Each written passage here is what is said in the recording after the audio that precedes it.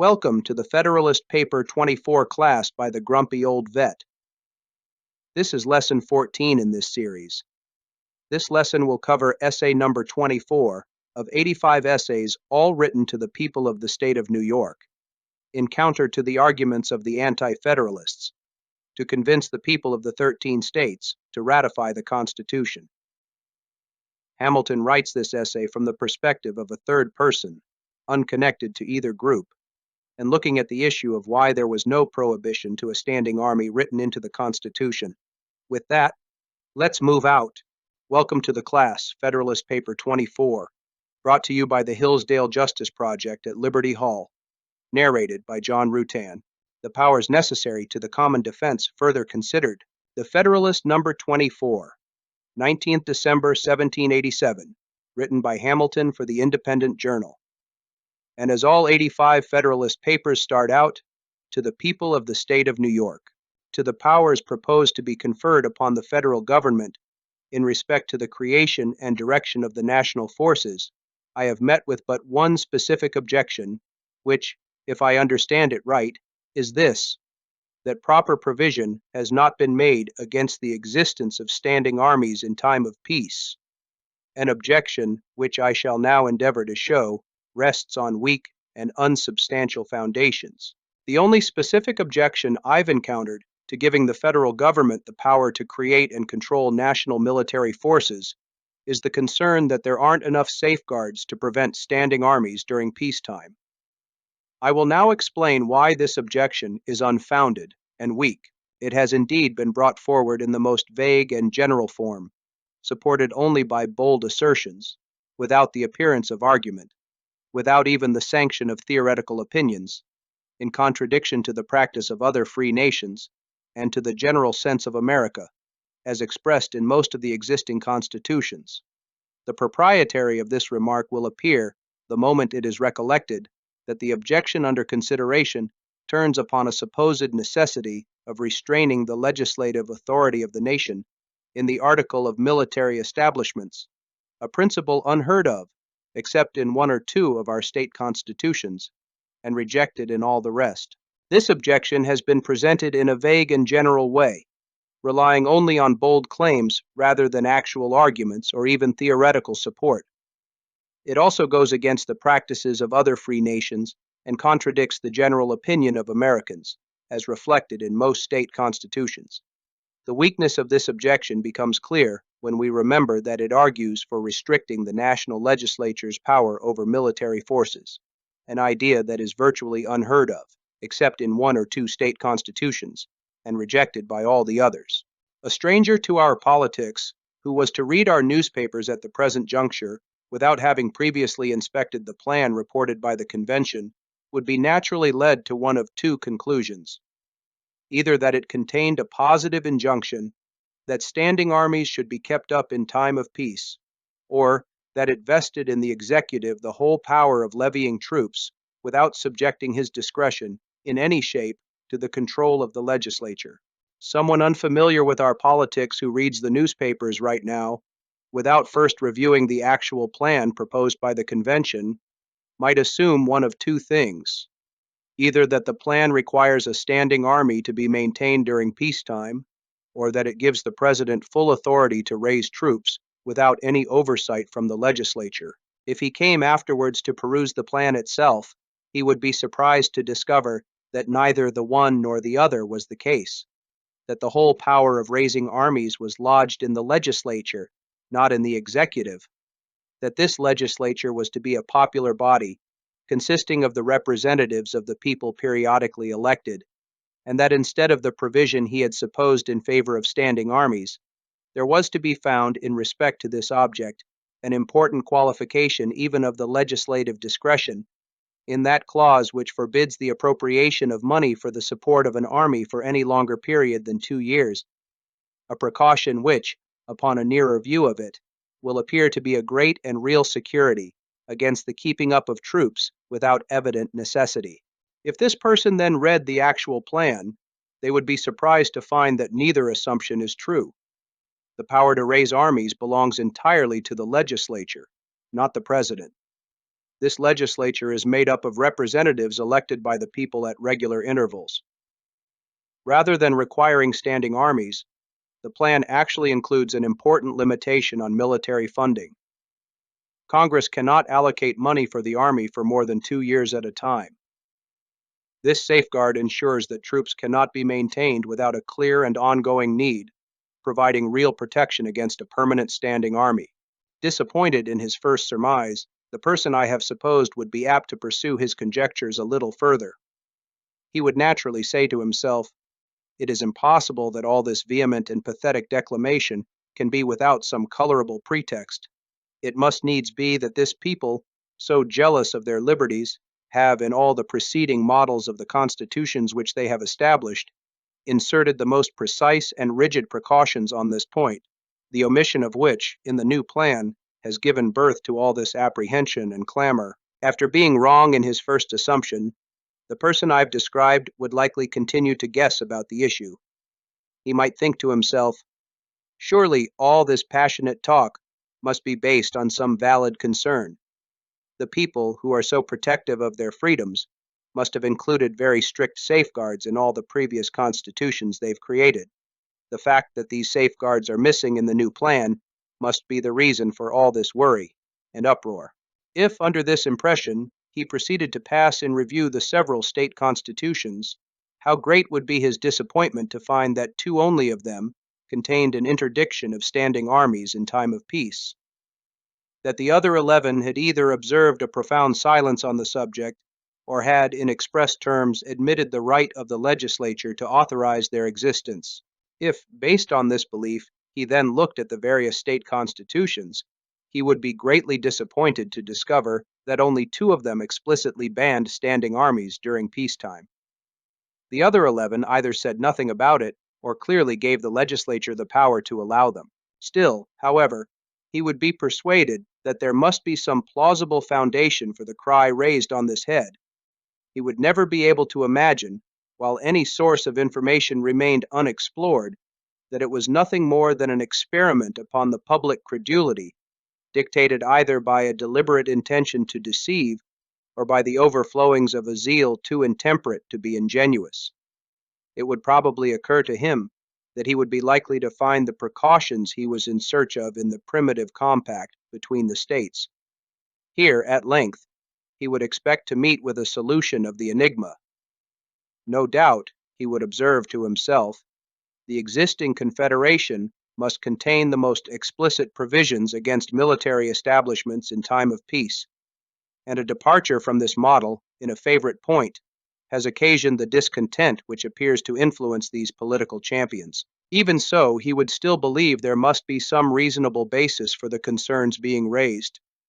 He wouldn't immediately think that the whole issue was just an attempt to mislead the public, whether out of a deliberate intention to deceive or from an overzealous, misguided effort. It would likely occur to him that he might find the safeguards he's looking for in the original agreement between the states. At last, he would expect to find the answer there. Surely, he would think, the current confederation must have clear rules against maintaining standing armies during peacetime, and any deviation from that model would explain the discontent stirring these political advocates.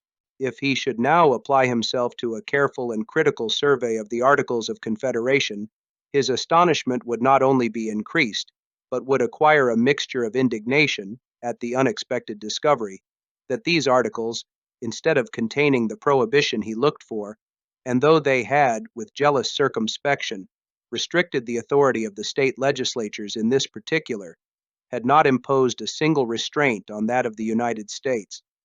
If he happened to be a man of quick sensibility or ardent temper, he could now no longer refrain from regarding these clamors as the dishonest artifices of a sinister and unprincipled opposition to a plan which ought at least to receive a fair and candid examination from all sincere lovers of their country. How else, he would say, could the authors of them have been tempted to vent such loud censures upon that plan, about a point in which it seems to have conformed itself to the general sense of America as declared in its different forms of government, and in which it has even superadded a new and powerful guard unknown to any of them? If, on the contrary, He happened to be a man of calm and dispassionate feelings.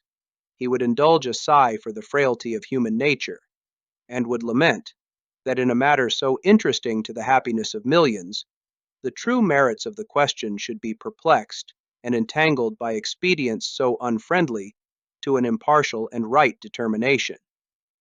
Even such a man could hardly forbear remarking that a conduct of this kind has too much the appearance of an intention to mislead the people by alarming their passions, rather than to convince them by arguments addressed to their understandings. If he then took a careful and thorough look at the Articles of Confederation, his surprise would turn to frustration and even anger when he realized that, instead of finding the ban he was expecting, the Articles had placed no restrictions on the federal government's power in this area, despite carefully limiting the powers of the state legislatures.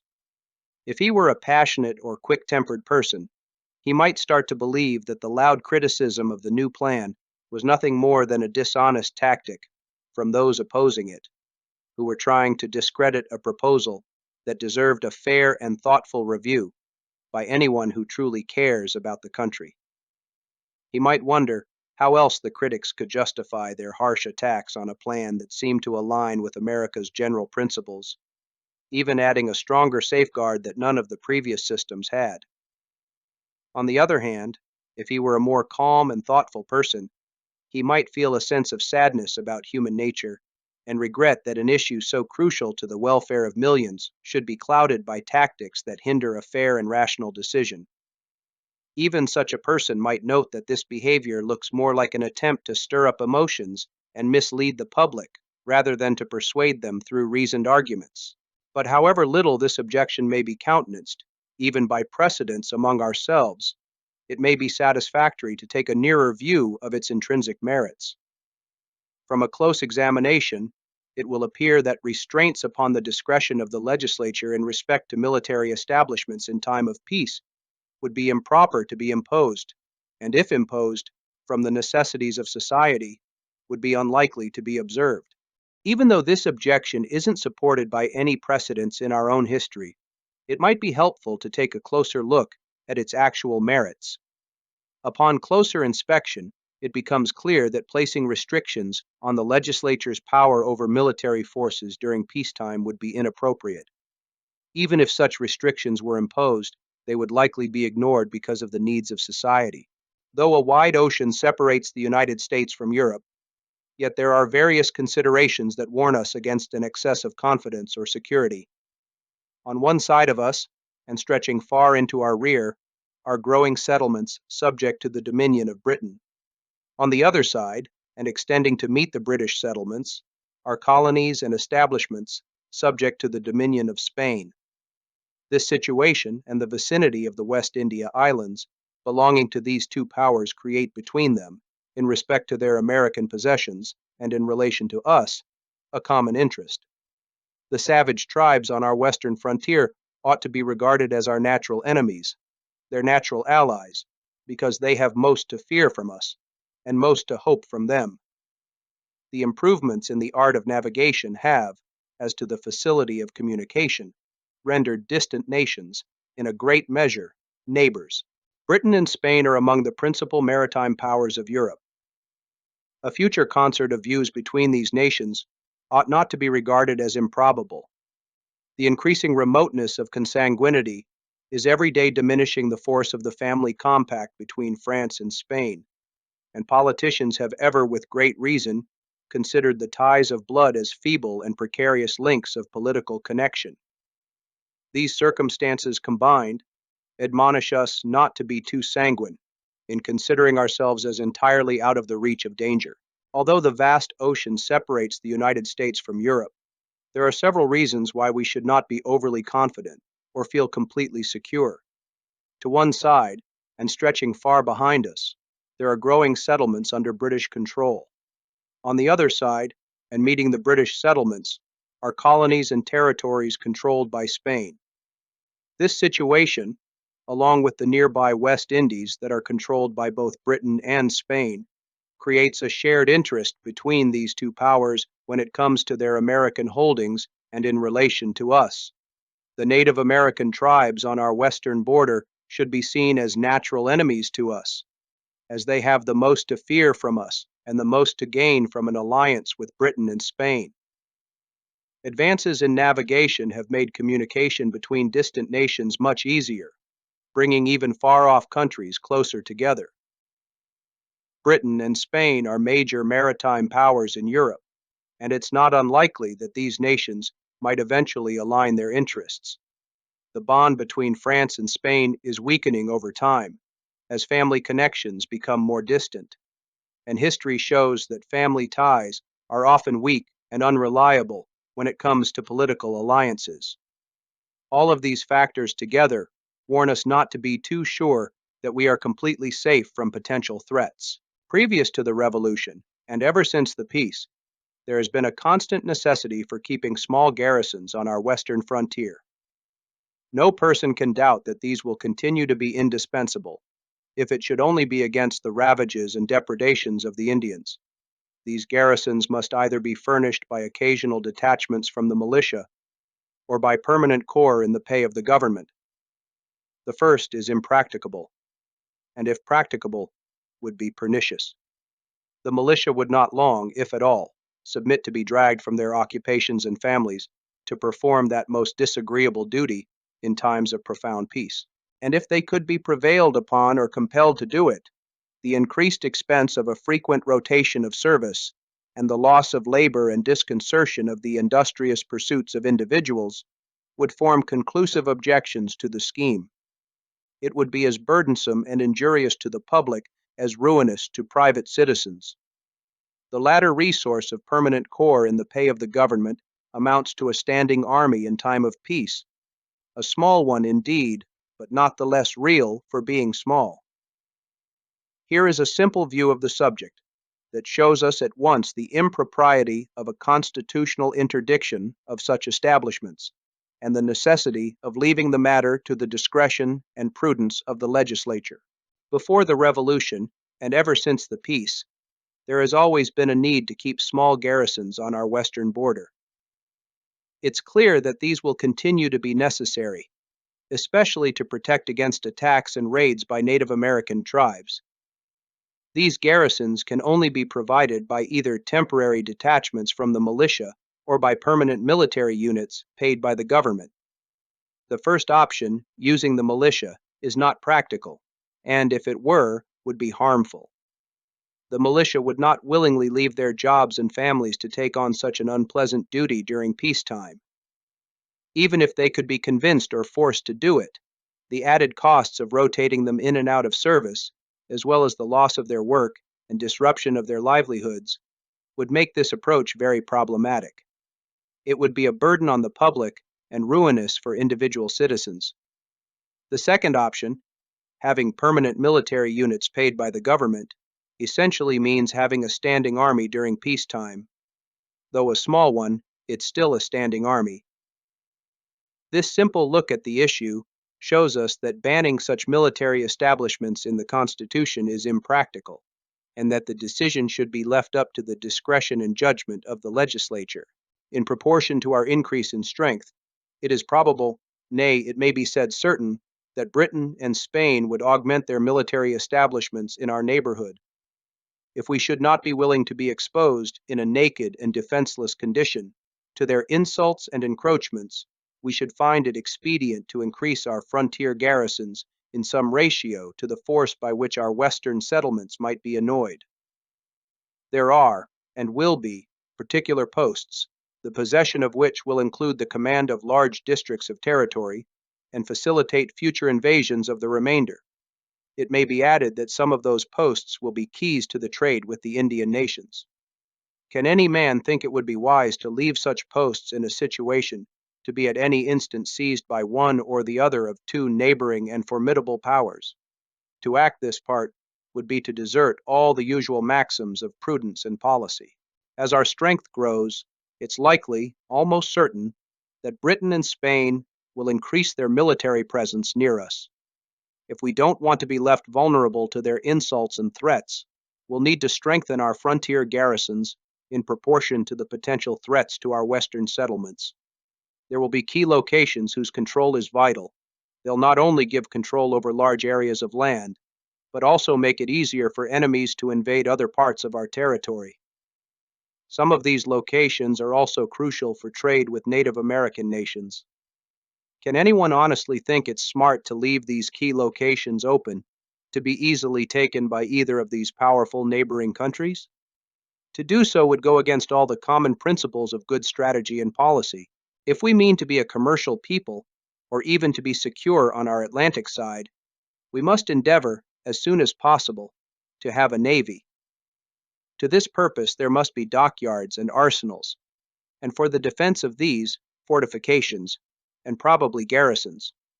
When a nation has become so powerful by sea that it can protect its dockyards by its fleets, this supersedes the necessity of garrisons for that purpose. But where naval establishments are in their infancy, moderate garrisons will, in all likelihood, be found an indispensable security against descents for the destruction of the arsenals and dockyards, and sometimes of the fleet itself. Publius, if we want to be a nation that trades successfully, or even just stay safe along the Atlantic coast, we need to build a navy as soon as possible. This means we'll need dockyards and arsenals, and to protect them, we'll likely need forts and garrisons. Once a nation's navy becomes strong enough to protect its dockyards with its fleets, it won't need garrisons for that purpose anymore. But while our naval forces are still developing, small garrisons will be necessary to protect against attacks that could destroy our arsenals, dockyards, and even the fleet itself. Publius. Footnote 1. This statement of the matter is taken from the printed collection of state constitutions. Pennsylvania and North Carolina are the two which contain the interdiction in these words. As standing armies in time of peace are dangerous to liberty, they ought not to be kept up. This is in truth rather a caution than a prohibition. New Hampshire, Massachusetts, Delaware, and Maryland have in each of their Bills of Rights a clause to this effect. Standing armies are dangerous to liberty, and ought not to be raised or kept up without the consent of the legislature, which is a formal admission of the authority of the legislature. New York has no Bills of Rights, and her constitution says not a word about the matter. No Bills of Rights appear annexed to the constitutions of the other states, except the foregoing, and their constitutions are equally silent. I am told, however, that one or two states have Bills of Rights which do not appear in this collection, but that those also recognize the right of the legislative authority in this respect. Summary. Federalist Paper 24, written by Alexander Hamilton, argues for the necessity of a standing army even during times of peace, particularly for national defense. Key principles include 1. National security and defense. Hamilton stresses the importance of maintaining a small standing army to defend against external threats and ensure national security. He highlights that in times of peace, while the military might be reduced, it should not be entirely disbanded. 2. Fear of invasions and instability. The paper addresses concerns over foreign powers, particularly Britain and Spain, maintaining military establishments near U.S. borders. Hamilton argues that a strong military presence is necessary to safeguard the country's sovereignty and territory from foreign encroachment. 3. The importance of standing armies. Hamilton refutes the idea that a small standing army during peacetime would automatically lead to tyranny. He emphasizes that a well-regulated army is essential to the defense of the nation, and that a militia cannot provide the same level of security and readiness. 4. Constitutional flexibility. Hamilton asserts that it is impractical to constitutionally forbid the establishment of a standing army during peacetime, as national security needs may require it. He advocates leaving such decisions to the discretion of the legislature. In essence, the paper argues that having a professional, small standing army is necessary for the stability and security of the nation, and that the legislature should have the authority to maintain it as needed for the protection of the public good. This concludes the 14th class in this series on Federalist Paper 24. I hope you found this information helpful and entertaining. I will see you in Class 15. where we will cover Federalist Paper 39. Fall out.